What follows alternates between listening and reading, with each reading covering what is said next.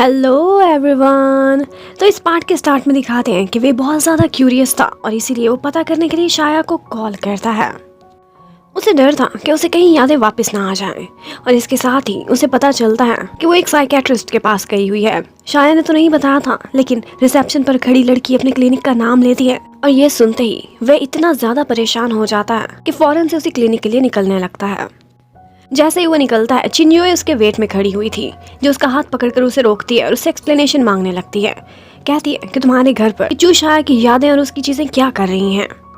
वो बहुत अपसेट थी कि वो चू शाया को ओवरकम क्यों नहीं कर पा रहा, लेकिन उसे कोई भी जवाब नहीं देता और निकल जाता है। चिन्युए ने भी अपने रिसोर्सेज के थ्रू एक बात पता करा ली थी और वो अब उसी घर पर पहुंच जाती है जहां पर वो रिसर्चर वोंग अपना काम कंटिन्यू कर रहा था। अब वो भी उससे शाया के बारे में हर बात पूछने लगती है। उधर शाया जब वेट करने के बाद अपनी बारी पर डॉक्टर के रूम में जाती है तो उसी टाइम पर उसे पता चलता है कि वे भी यहाँ पर पहुंच चुका है और वो बार बार इंसिस्ट कर रहा है कि वो शाया की हेल्प करना चाहता है मेमोरीज बैक लाने में। तो वो लोग उसे भी अंदर बुला लेते हैं। अब वो भी पास में ही बैठा होता है जब उसका हाइप्नोसिस हो रहा था। अब की बार उसे दोबारा से वही यादें आने लगती हैं, लेकिन इस दफा उसे थोड़ा बहुत कुछ क्लियर हुआ था और वो ये था कि उसने वो जगह देख ली थी जहाँ से वो पहाड़ी से नीचे गिरी थी और वहाँ पर एक सिंबल बना हुआ था जो वो पूछने लगती है। अब वे सोचने लगता है कि यही टाइम है, मैंने इसका विश्वास जीतना है। वो फौरन से उसकी हेल्प करता है और बताता है कि ये देखो, ये वो सिंबल है। आई थिंक वो हमारी यूनिवर्सिटी के पीछे वाली पहाड़ी थी। अब शाह बहुत खुश हो जाती है कि इसने मेरी इतनी हेल्प की है और साथ ही साथ वो ये भी ऑफर करता है कि अगर तुम उस जगह पर जाकर अपनी मेमोरीज को वापस लाना चाहो तो मैं तुम्हारी हेल्प भी करूंगा, तुम्हारे साथ जाऊंगा तुम्हारी सुरक्षा के लिए। उधर हमें शाओ को दिखाते हैं, उसे फाइनली अपना फोन वापस मिल गया था और वो ऑन करते ही वो अपने रोबोट से कनेक्ट हो जाता है और उससे पता चलता है कि कल जो उसने डाटा चुराया था उसका एनालिसिस पूरा हो गया है और उससे यही प्रूफ होता है कि इस कंपनी की सारी बेसिस उसके डैड के बनाए हुए कोर्स पर रखी गई हैं। यानी कि मिस्टर जाओ ने उसके डैड के कोर्स चुराए हैं। और इसके साथ साथ एक और इन्फॉर्मेशन उसे मिली थी कि एक और कंपनी के सेम इसी पैटर्न के कोर्स हैं और वो कंपनी वे की थी। ये सुनकर तो श्याओ हैरान रह जाता है। उसे कंफर्म हो जाता है कि वे अच्छा इंसान नहीं। वो फौरन से बार बार चूशाया को कॉल कर रहा था, लेकिन उसका नंबर ही नहीं लग रहा था। वो साइकेट्रिस्ट से कांटेक्ट करता है और वो उसे यही बताती है कि वो मिस्टर वे के साथ अपनी यूनिवर्सिटी की पिछली पहाड़ी पर गई है कुछ यादों को दोबारा लाने के लिए। तो श्याओ भी फौरन ही उसी जगह के लिए निकल पड़ता है। अब शाया जैसे जैसे उन रास्तों पर जा रही थी उसे कुछ ना कुछ थोड़ा बहुत याद आने लगता है और वो आगे बढ़ती चली जाती है। मिस्टर वे भी उसके साथ था। उसे तसल्ली थी कोई मुझे प्रोटेक्ट करने के लिए है, लेकिन उसे ये अंदाजा नहीं था कि ये उसका प्रोटेक्टर नहीं, बल्कि इसी ने उस दिन उसे घायल किया था। बल्कि इसी ने उस दिन उसकी जान लेने की कोशिश की थी। जो उसके पीछे चल रहा था वो उस दिन भी और आज भी एक ही इंसान है। अब शाया भी वहीं पर पहुंच जाता है और बार बार शाया को आवाजें दे रहा होता है, लेकिन शाया बहुत आगे निकल गई थी। वे को रिसर्चर वोंग ने बताया था कि अगर इसकी मेमोरीज को रीजनरेट किया जाए उस पॉइंट से जहां से ये गायब हुई थी तो कोई भी बड़ा हादसा दोबारा हो सकता है। हो सकता है ये फिर से टेलीपोर्ट हो जाए या किसी और टाइम और स्पेस में पहुंच जाए। और यही तो वे चाहता था, वो उससे जान छुड़ाना चाहता था, वरना वो उसके लिए मुसीबत बन जाएगी। अब यहाँ पर एक पॉइंट ऐसा आता है कि जैसे ही वो मुड़कर देखती है तो उसे याद आ जाता है कि वे वही इंसान है जो उस दिन भी उसके पीछे था और इसी ने उसे खाई में गिराया था।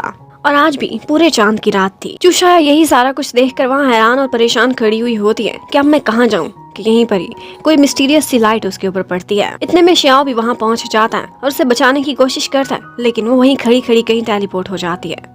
और जब वो आंखें खोलती है तो वो अपने रूम में थी और वो देखती है कि उसके पास श्याओ का दिया हुआ फोन भी है, लेकिन ये ईयर 2011 था। वो उसी दिन में वापस जीने के लिए पहुंच गई थी जिस दिन वो मिसिंग हुई थी, अब से 10 साल पहले। सबसे पहले तो वो भाग कर जाती है, अपनी मम्मी को मिलती है, अपने डैडी को मिलती है। उसे लग रहा था कि जैसे कितने अरसे बाद उनसे मिल रही हो। वो पहले थोड़ी तो परेशान होती है बाकी सब के लिए, लेकिन फिर बाद में सोचती है कि कोई बात नहीं, जो हुआ सो हुआ। लेकिन एक खुशी है कि अब की दफा मैं कुछ ऐसा करूंगी कि मैं टेलीपोर्ट ना हूँ और अपनी मम्मी डैडी के साथ हमेशा ऐसे ही रहूंगी। अब उसके बाद वो इतने अरसे बाद अपनी मम्मी का हाथ का बना खाना खाने लगती है। लेकिन यहीं पर ही वे भी पहुंच जाता है और उसने बिल्कुल वही कपड़े पहने हुए थे जो उसने उसे खाई पर गिराते हुए पहने थे। वो उसे देखते ही परेशान हो जाती और सारे लोग हैरान थे कि कल तक तो इनकी सुलह थी, आज ये इतनी नाराज क्यों नजर आ रही है। वे उससे अकेले में कुछ बात करना चाहता था, लेकिन वो थी कि उसके साथ जाने को रेडी ही नहीं थी। लेकिन फिर मम्मी डैडी को ऑकवर्ड ना लगे तो वो उसके साथ अपने कमरे में चली जाती है। चूशाया ने टेलीपोर्ट तो किया था पीछे, लेकिन अभी भी उसको कोई भी यादें और नहीं थी। सिर्फ इतना पता था कि कौन सा रिश्ता क्या है, लेकिन उसकी लाइफ में क्या चल रहा है उसे कुछ पता नहीं था। वहाँ पहुँचते ही वे उससे बार बार एक डॉक्यूमेंट का पूछ रहा था और फिर वो खुद ही उसके कमरे की तलाशी लेने लगता है। चूशाया समझ जाती है कि उसको जो मेमोरी आई थी वो बिल्कुल ठीक थी। अब जब वे चला जाता है तो शाया बाहर लाउंज में जाकर बैठ जाती और उसने फैसला किया था कि आज रात 8 बजे मैंने घर से नहीं निकलना। जबकि उधर प्रेजेंट में वे को दिखाते वो बहुत खुश और रिलीव्ड फील कर रहा था। फाइनली उसने शाया जैसी मुसीबत को अपनी लाइफ से बाहर निकाल दिया था।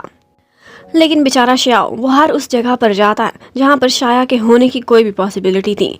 वो हर जगह जाकर उसे तलाश करता रहता है और इसी तरह से सारी रात घूमते घूमते उसे सुबह हो जाती है। ना तो उसे उसकी कोई लोकेशन का सिग्नल डिटेक्ट हो रहा था और ना ही वो स्टेडियम में उसे मिली थी जहाँ पर वो उसकी गोद में आकर गिरी थी। अब नेक्स्ट डे वे उसके घर पर चिन्युए आई हुई होती है। उनकी पहले लड़ाई हुई थी लेकिन फिर से चिन्युए उसे इतनी अच्छी अच्छी बातें करती है। उससे कहती है, मैं मानती हूँ तुम्हारे दिल में मेरे लिए जगह नहीं बन रही, लेकिन मैं कोशिश करूंगी कि मैं खुद को एडजस्ट करूँ और ज्यादा बर्दाश्त पैदा। लेकिन तुम वादा करो कि तुम भी अपनी पूरी कोशिश करोगे कि किसी और को अपने दिल से निकाल कर वो जगह मुझे दे दोगे। मैं तुम्हारे लिए हर चीज बर्दाश्त कर सकती हूँ। अब उसकी हमेशा से इसी तरह की बातें होती हैं जो वे का दिल जीत लेती हैं और आज भी ऐसा ही होता है। वो उससे सुलह कर लेता है। उधर युआन का और जिन का भी बुरा हाल हुआ था। वो लोग भी कल रात से शाया को तलाश कर रहे थे लेकिन उसका कोई क्लू नहीं था। और श्याओ तो बिल्कुल ऐसे ही मानो देवदास लग रहा था। वो कल रात से ना तो सोया था ना उसने कुछ खाया पिया था। यहाँ पर जिन उन लोगों को तसल्ली देता है और कहता है कि अगर तुम लोग ही बीमार हो गए तो शाया को तलाश कैसे करेंगे, और जबरदस्ती उनको रेस्ट के लिए भेज देता है। और मिस्टर वे वो तो आज बहुत ज्यादा एंजॉय कर रहा था। वो इतना रिलीफ था और बड़े मजे से चिन्युए के साथ बैठा एक मूवी देख रहा होता है। और रिसर्चर वोंग को दिखाते हैं। वो तो अपनी रिसर्च पर लगा हुआ था। उसे पता चल गया था कि शाया टेलीपोर्ट हो गई है, तो वो अपनी एक डिवाइस के जरिए उस पर एक एक्सपेरिमेंट करने की कोशिश करता रहता है। और फिर हमें 2011 में दिखाते हैं शाया ने अपने गिरदे की बाउंड्री बनाई हुई थी ताकि वो उस बाउंड्री को क्रॉस ना करे और सुरक्षित रहे। आज उसने हर हाल 8 बजे घर से बाहर नहीं निकलना था, वरना वो दोबारा से मिसिंग हो जाएगी। इतने में उसके डैड एक इम्पोर्टेंट डॉक्यूमेंट लेकर आते हैं जो कि पुराने न्यूज़पेपर के बीच उनको मिली थी। शाया जब वो खोल कर देखती है तो इसमें मिस्टर शू का एक सर्टिफिकेट होता है, उनके ऐप के लीगल डॉक्यूमेंट्स। और मिस्टर शू एक्चुअली श्याओ के डैड थे। अब उसे देखते ही समझ आ जाती है कि इस कंपनी के साथ आजकल वे काम कर रहा है और वे नहीं ये सारा डाटा चुराया है मिस्टर शू से और अब अपनी कंपनी को दे रहा है। यहाँ पर शाया को बहुत गिल्टी फील होता है और साथ ही न्यूज़ में वो देखती है कि मिस्टर शू को हार्ट अटैक हो गया है क्योंकि उन पर चोरी का इल्जाम लगा है। वो सोचती है कि यही एक रास्ता है, यही डॉक्यूमेंट्स तो प्रूफ जिनके थ्रू वो उनकी इनोसेंस प्रूफ कर सकती है और शायद अब की बार उनकी जान ना जाए। अब वो खुद ही अपनी बाउंड्री तोड़ती हुई घर से बाहर निकल जाती है क्योंकि उसने ये सबूत टाइम पर पहुंचाने थे।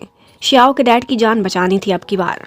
यहाँ पर जाते जाते रास्ते में उसकी टक्कर श्याओ से भी होती है, लेकिन उन दोनों ने एक दूसरे का फेस नहीं देखा था। लेकिन यहाँ पर शाया हैरान हो जाती है। वो घूमती फिरती उसी रोड पर पहुंच गई थी जहाँ पर वो पहाड़ी से नीचे गिरी थी।